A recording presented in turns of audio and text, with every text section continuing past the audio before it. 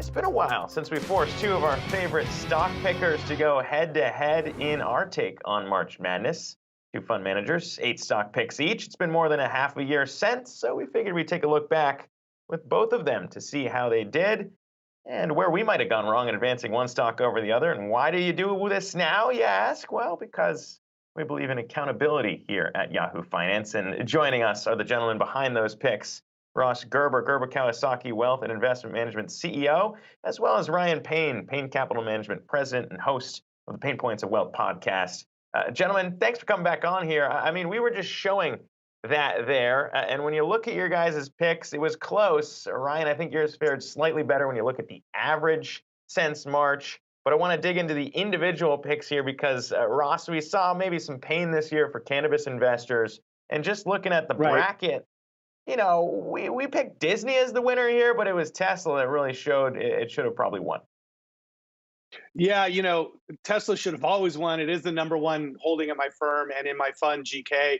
And they have their annual meeting today, and things couldn't be going better at Tesla. So, yeah, I don't know how Tesla didn't end up number one. I do. Well, Ryan, I mean, when you look at some of your picks, too, the energy names really stood out in terms of kind of where we may have misplaced them because some of those stood out as winners too. Yeah, I think the narrative of, we're going to go to alternative energies, is way, way off. And, as I said last time, you look, a lot of these stocks are priced for profits for 100 years in the future. But in the immediate, as we know, fossil fuels aren't going anywhere. So I just took the obvious play of the economy is going to reopen. We're going to need more fossil fuels. So hence, energy stocks have done very well here. Great foresight. Well, OPEC's been manipulating the market, and this is the last gasp. So we'll talk in 6 more months, my man. So, guys, I want to see if we can pull up. This other chart here that shows average returns since March. I think Zach put it kindly here, but it feels like Ryan overwhelmingly had the better pick. You look at the gains here, 2.3% since March on average, and Ross's picks are down about 5%. So, Ross, I'm going to put the pressure on you here. Out of all those stocks that you picked, which one are you reassessing right now in light of the broader market dynamics that have played out? It's not that we're reassessing. We were weighted in cannabis in our picks during that competition back in March, and we have 2 of our picks in cannabis which have severely underperformed the market on the short term. But we also see it as probably one of the greatest opportunities to add to this sector right now. So, obviously being weighted in cannabis in this competition higher than we are in our portfolios certainly affected performance. But, it's a long-term game. It's been 6 months, and you'll see these cannabis names really pop once the Democrats get their heads out of the sand and pass these bills and can move on to legalization. But things are going well with the companies themselves. So are buyers. Yeah, and Ryan, I guess, when we look at yours, we advance. I don't want to say Verizon being our parent company at the time had any influence on this competition, but the shares are down close to 4%. You look at some of the outperformance. We already talked about energy transfer on the energy side. Cisco, strangely, also was accurate in terms of it getting advanced in this. I didn't necessarily have a lot of confidence in the name, but it's done well, 9% the gain there. I mean, when you look at your picks, which ones maybe stand out to you as ones you doubled down on? I think energy here, I'm very confident on energy here for a long time. I think that you're going to see a restriction on production here in the US. You're going to see companies focusing on profits versus production. And we know peak oil demand is not for another decade. So I think that in the meantime here, the multiples are still dirt cheap. If you look at energy transfer specifically, it trades at a single multiple. That's one of the things I talked about last time too, is just you do have to start looking at multiples. Valuations at some point do mean something. I warned you guys about weed. I said weed's very, very bad.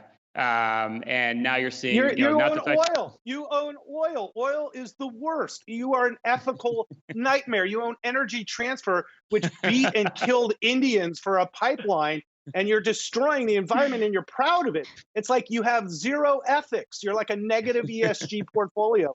I would rather lose money than make money on oil. I don't know if either portfolio is getting a big ESG badge here, but Ross, one company. Oil is the worst. It's the worst investment you could possibly make for humanity. Except for you should be embarrassed, Ryan. It doesn't matter. It doesn't matter how much you make on the short term. You're killing our Earth. How do you sleep at night? It's fucking crazy to me. Sorry, it's crazy to me.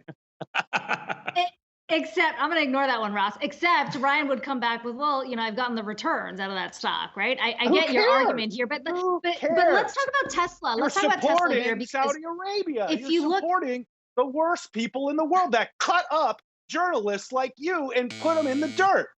Come on. We're just trying to had a buzzer. All right, Ross. So I want you to weigh in on Tesla here, because it did make the Final Four when we initially had March Madness. And today we've got Investor Day coming up. There's a lot of car makers obviously making a big push in the EV space. GM today saying they're going to be doubling their revenue by 2030. How's that changed the way that you look at the particular sector? Is Tesla still far out ahead, or is there increasing competition? Is that going to add additional pressure to a company like Tesla?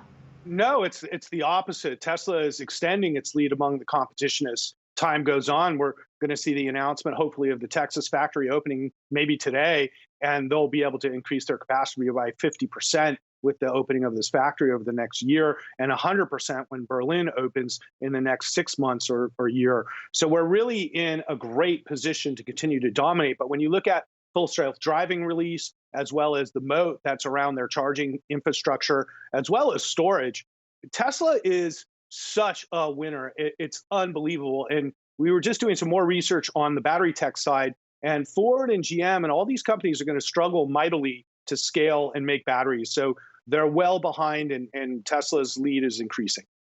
Yeah, interesting and to see. The market knows that already. That's why it trades for 150 times forward earnings, whatever it is today. So I think that's the point here is old school automotive stocks trade at like single multiples. They're all going to come out. They're all going to figure out how to make electric vehicles just as well as Tesla is. And again, no chance. No chance. Yeah, NVIDIA, we're looking at Tesla and we're talking about that. NVIDIA was the biggest gainer out of all these, 62% since we talked in March. The second biggest gainer there was Energy Transfer, Ryan. When you look at maybe some of the other plays here, we talk so much about value and valuation. Ryan, when you were looking at JP Morgan, that's another name that was kind of top. It didn't move on, but maybe it should have. It's up 6.5% since March. Talk to me about maybe that name as one you'd also lean on. And also feel free to defend everything else we've discussed in this segment. No, I think the banks are kind of an obvious play here. Look, interest rates are going higher. Inflationary pressure is real. We already have the Fed. They stopped using the language transitory. They know inflation is going to be around. We saw the 10-year go above 1.5% again. We know those net interest margins are what the banks, that's where they make their money. And I just think as the economy booms here, you're just going to see lending pick up in a big way, and lending's been relatively soft. And meanwhile, again, when you talk about multiples, we've got a multiple that's trading way cheaper than the S&P right now. So I think you have to own the banks here. If you look at return on equity, JP Morgan's the best. Jamie Dimon's probably one of the best CEOs in the country. That was an easy pick. And that's another one that's going to continue to climb as the economy continues to heat up here. You heard it here first. Well, I respect both. Another ethical disaster. Oh, no, Ross's views on crypto. Dude, Ross thinks we're just going to use cryptocurrencies. Ethical disaster. I want to thank you guys. I'd rather be poor. I want to thank you guys both for coming back on here, though. There's a lot of people who might want to revisit stock picks if they haven't necessarily fared all that great, but there's a lot of respect here among both these gentlemen, Ross Gerber, Ryan Payne. Love having you on all the time. Clearly and passionate, and we'll have you back on next March to do this all again. Yes. But appreciate it. Be well, guys.